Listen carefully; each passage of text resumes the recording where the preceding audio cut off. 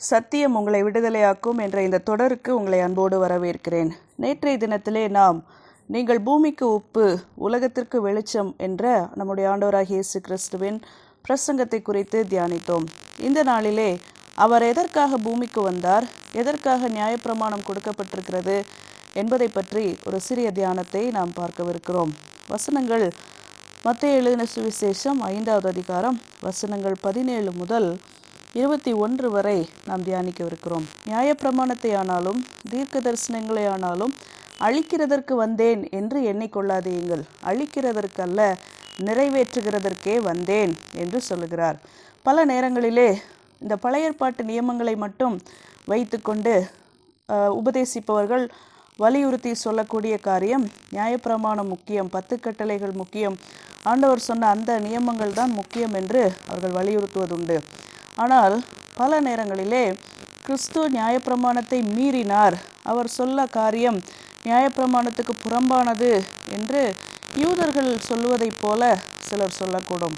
ஆனால் இங்கு ஆண்டவர் சொல்லுகிறார், நான் அழிக்கிறதற்கு வந்தேன் என்று நீங்கள் எண்ணிக்கொள்ளாதீங்கள், நான் அழிக்கிறதற்கல்ல நிறைவேற்றுகிறதற்கே வந்தேன். I have not come to destroy that, instead I have come to fulfill that என்று சொல்லுகிறார்.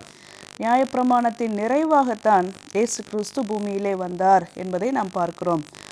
வானமும் பூமியும் ஒளிந்து போனாலும் நியாயப்பிரமாணத்தில் உள்ளதெல்லாம் நிறைவேறும் அளவும் அதில் ஒரு சிறு எழுத்தாகிலும் ஒரு எழுத்தின் உறுப்பாகிலும் ஒளிந்து போகாது என்று மெய்யாகவே உங்களுக்கு சொல்கிறேன்.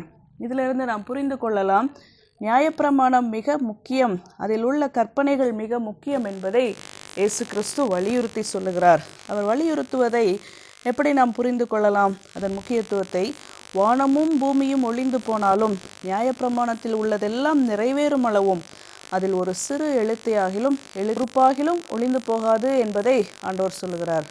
பழைய ஏற்பாடு முக்கியம் அல்ல, அது இயேசு கிறிஸ்து வந்த பிறகு அதை நாம் புறம் தள்ளிவிடலாம் என்று யாரும் சொல்ல முடியாது.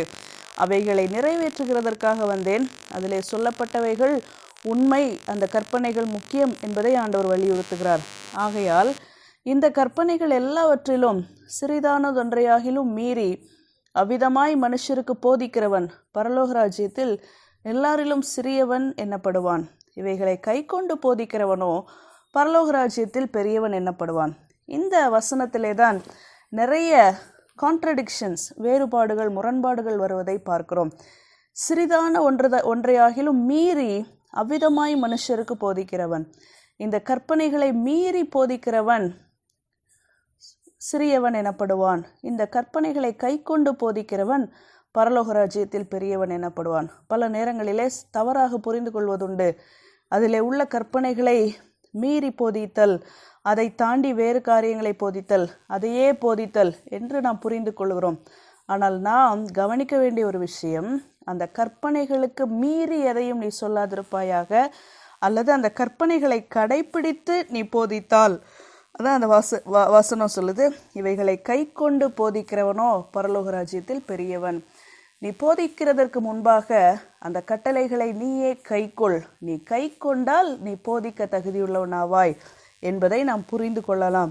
மேலே பார்க்கிறோம், இதை கை கொள்ளாத விதமாக மீறி அவ்விதமாய் போதிக்கிறவன் பரலோக ராஜ்யத்தில் எல்லாரிலும் சிறியவன் எனப்படுவான் என்பதை நாம் பார்க்கிறோம். கற்பனைகளை மீறி செயல்பட்டு நாம் போதிக்க முடியாது, போதிப்பதற்கு தகுதியற்றவர்களாகி விடுவோம்.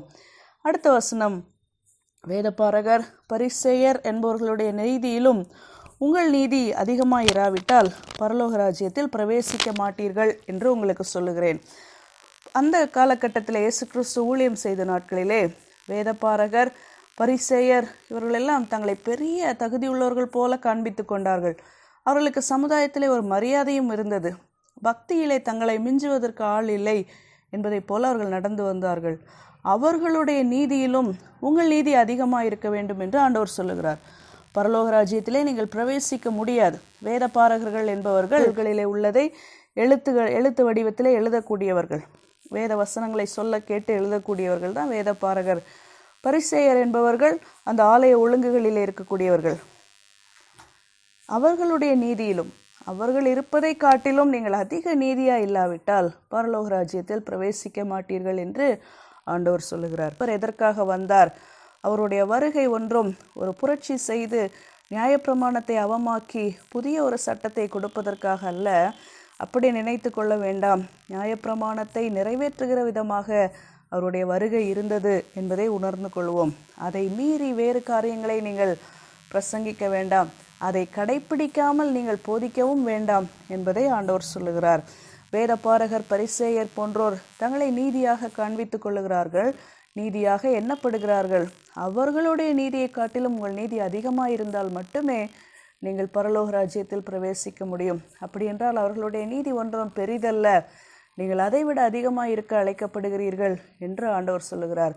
இந்த வார்த்தைகளிலிருந்து நாம் ஆண்டவர் எதற்காக வந்தார், எதை நம்மிடம் எதிர்பார்க்கிறார் என்பதை புரிந்து கொள்ளுகிறோம். கர்த்தர் தாமே இந்த வார்த்தைகளை ஆசீர்வதிப்பாராக.